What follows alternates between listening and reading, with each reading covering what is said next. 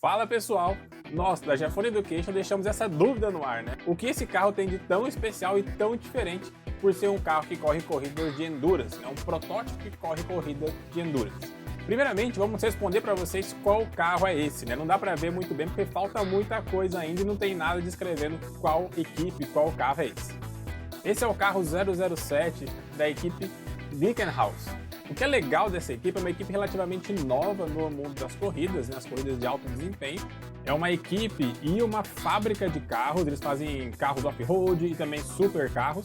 E o que é legal deles é que, por ser um fabricante de carros, o intuito deles no carro de corrida, além, lógico, de vencer e fazer isso que eles sabem fazer muito bem feito, como vocês podem ver no carro mesmo, eles também querem mostrar muita coisa do carro de corrida para mostrar a qualidade do projeto do super carro deles.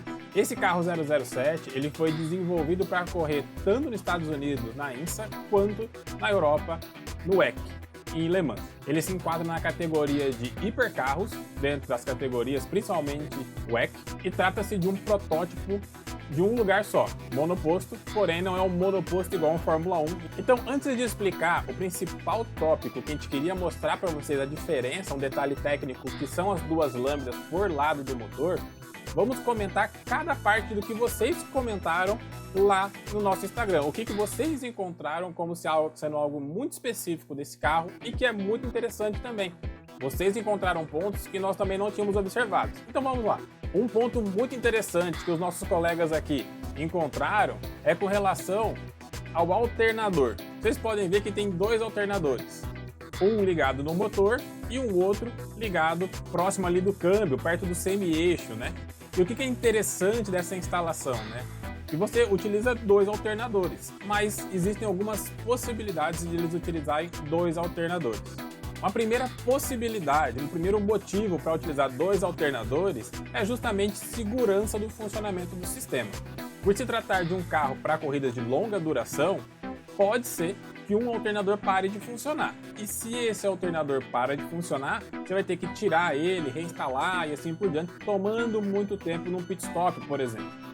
Então, as equipes podem utilizar sistemas suplementares, sistemas adicionais como esse, um sistema reserva. Então, essa é uma possibilidade. Eles têm dois alternadores, um podendo ser, então, o reserva do outro. E aí a instalação dele ser no câmbio ou no semi-eixo pode ser porque não era possível você ter mais espaço dentro do veículo para instalar um alternador lá na região do motor. Um segundo motivo para explicar a existência de dois alternadores pode ser que eles não encontraram no mercado nenhum alternador que suprisse a necessidade de corrente que eles precisavam. Então, por exemplo, o maior alternador do mercado poderia ser, supondo, 150 amperes. E aí, eles encontraram somente esse alternador de 150 amperes e eles precisavam, por exemplo, de 180, 200 amperes para alimentar toda a elétrica e eletrônica do carro. Então, eles colocaram dois alternadores para suprir então a demanda de corrente. Se você gosta desse assunto, nunca parou para pensar sobre demanda de corrente e também quer entender como que é dimensionado um alternador, fica aqui um convite para você participar do nosso treinamento de elétrica e sistemas elétricos e chicotes automotivos. O link está aqui embaixo. E por último, o motivo que, na minha opinião, é o principal e é possivelmente o verdadeiro motivo de termos dois alternadores nesse veículo é que provavelmente um alternador ou até mesmo os dois podem ser não só um alternador, eles podem ser um BSG. BSG ele é um motor de partida, alternador e fornecedor de torque adicional. Ele é um sistema de hibridização, ele já pode ser um sistema híbrido no veículo. Nós temos o motor a combustão interna fornecendo torque para o veículo e em condições especiais. Esse BSG ele pode ser um alternador, mas ele também pode mudar da condição de gerador de energia para um motor elétrico. E aí ele pode fornecer um torque adicional para o veículo. Se você quer entender mais sobre BSG, também deixo um segundo convite aqui, tem o link aqui embaixo, da nossa live, onde nós abordamos as possibilidades de hibridização e também o que a indústria traz hoje nos veículos de alta performance de rua. Então, essas são as respostas relacionadas ao alternador, ou aos alternadores. Já agora partindo para uma segunda leva aqui de comentários dos nossos colegas, são relacionadas principalmente a radiador e a intercooler.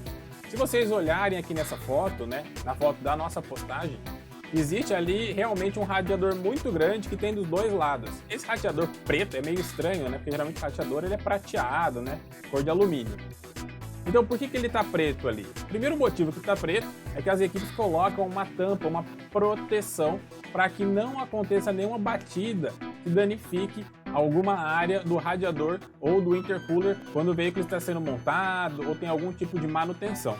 Depois, quando o carro for sair para a pista, que for a montagem definitiva, eles vão tirar essa proteção e aí vai mandar o carro com o radiador e com o intercooler totalmente exposto para o ar passar através dele. Então, é uma dica também para os seus projetos. Se você quer ter uma vida útil maior do seu radiador, do seu intercooler, sempre que for possível, coloque uma tampinha ali, coloque uma proteção, uma tampa, né, um plástico, para evitar que bata, por exemplo, um alicate, dobre alguma aletinha e aí você vai diminuir a eficiência do seu sistema.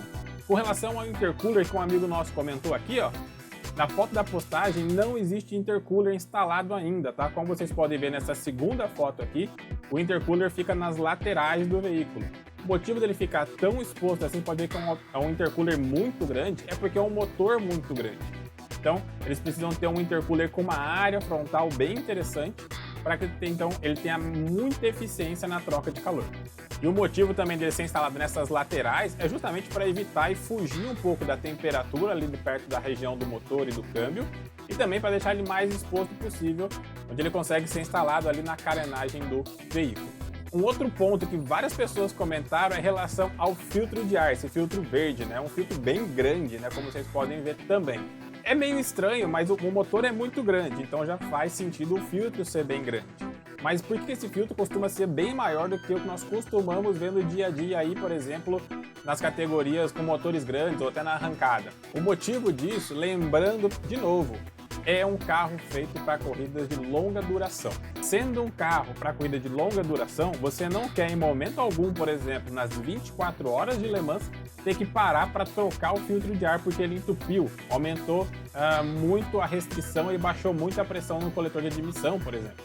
Você perdeu performance de motor por ter muita sujeira no filtro de ar. Você não quer essa situação.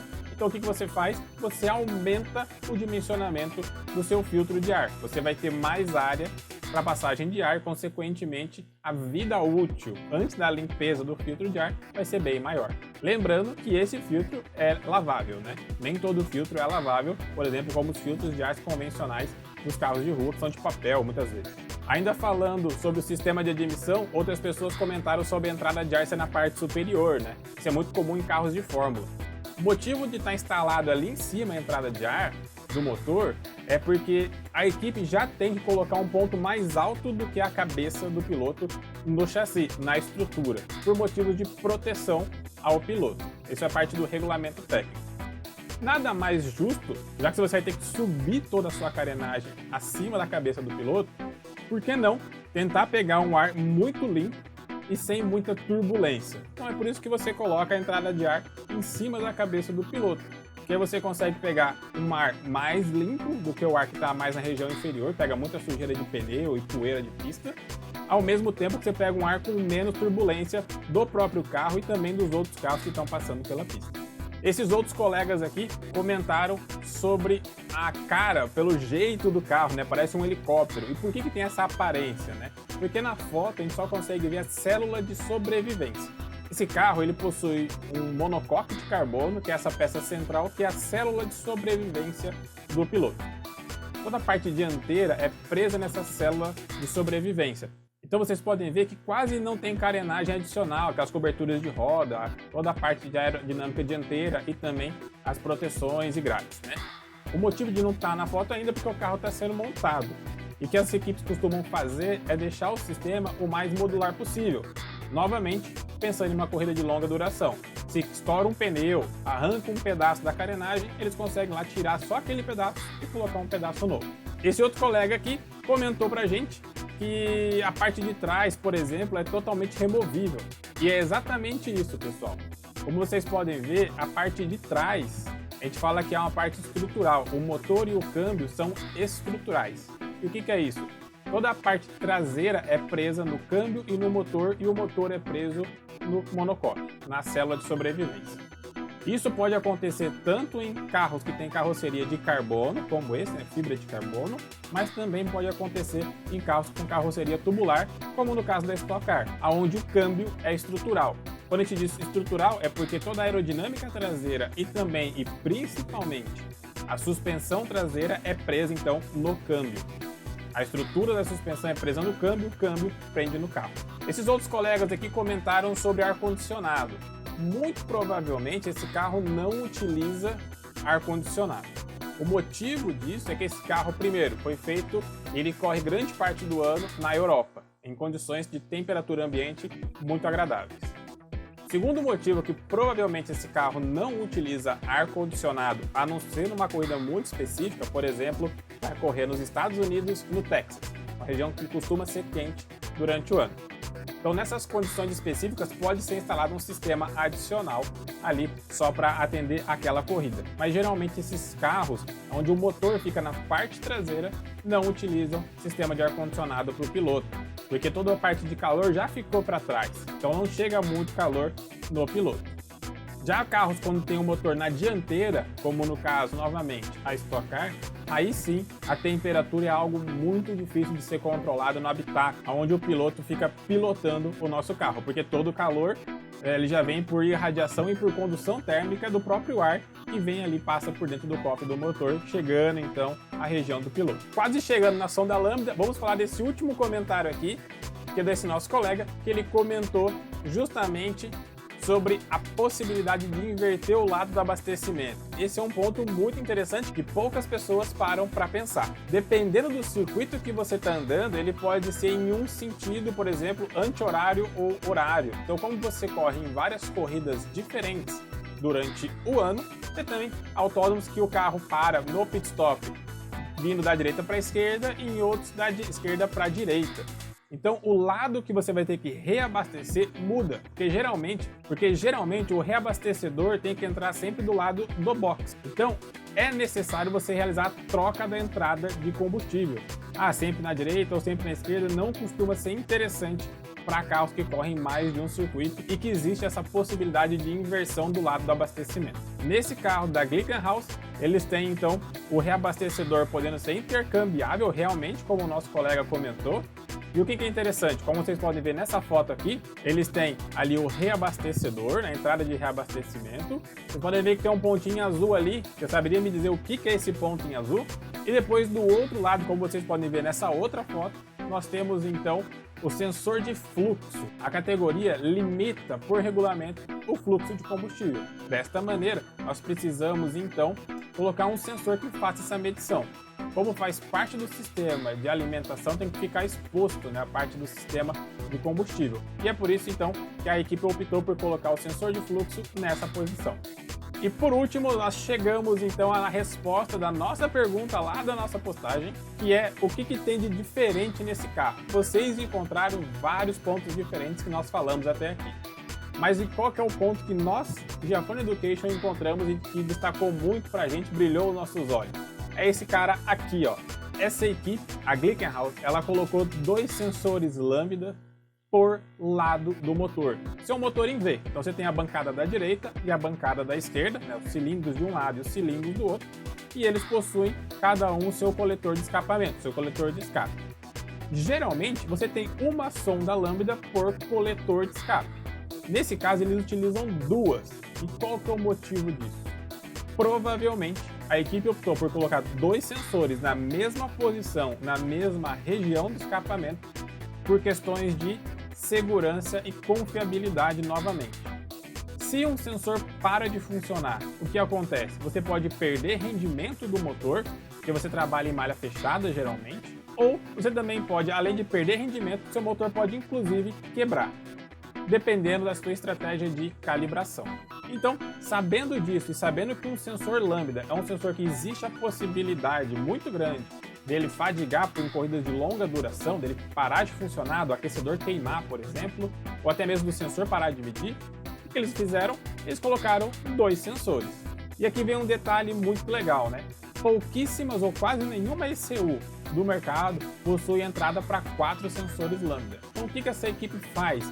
Muito provavelmente, eles utilizam apenas um sensor conectado à ECU. Essa equipe utiliza essa ECU aqui da Bosch Motorsport, então eles colocam um sensor do lado direito conectado à ECU e um sensor do lado esquerdo conectado à ECU. Se acontecer algum problema, eles devem ter algum tipo de alarme no sistema de telemetria para os engenheiros em box e também para o próprio piloto. Quando acontecer essa falha, hora que parar nos boxes, eles vão lá, desconectam o sensor e colocam um outro sensor no lugar. Não é só conectam o segundo sensor. Por que nós acreditamos que seja isso? Como nós já falamos, quase nenhuma ECU tem entrada para 4 lambdas, geralmente são só para 2 ou para uma só, mas principalmente por causa dessa foto aqui, ó. Vocês podem ver que só existe um conector de 6 vias, que é justamente o conector para a sonda lambda. Então, pessoal, é esse o ponto de atenção que nós queríamos trazer, o destaque que nós queríamos trazer dessa foto, e vocês conseguiram perceber o tanto de detalhe que a gente consegue encontrar no carro em uma única foto. Se você gostou desses assuntos, como chicote, como conector, como motores de alta performance, falar sobre lambda, falar sobre combustão, falar sobre quebrar um motor por causa da lambda, e também essa parte de telemetria e aquisição de dados, se você gostou desses tópicos, nós vamos deixar o link aqui embaixo para você visitar o nosso site e aprender muito mais sobre isso, porque nós na Gefone Education temos treinamentos sobre esses tópicos: elétrica e chicotes, aquisição de dados, motores de alta performance e também veículos elétricos e híbridos, que é o tópico relacionado ao alternador que nós falamos lá no comecinho do vídeo. Então, se você gostou desse vídeo, mande para os seus amigos, compartilhe com seus amigos, deixe o joinha aqui embaixo, assine o sininho para notificações e também deixe seu comentário aqui embaixo para a gente saber o seu feedback e aquilo que você mais quer saber sobre esse carro ou sobre carros de competição. Nos vemos no próximo vídeo e até lá!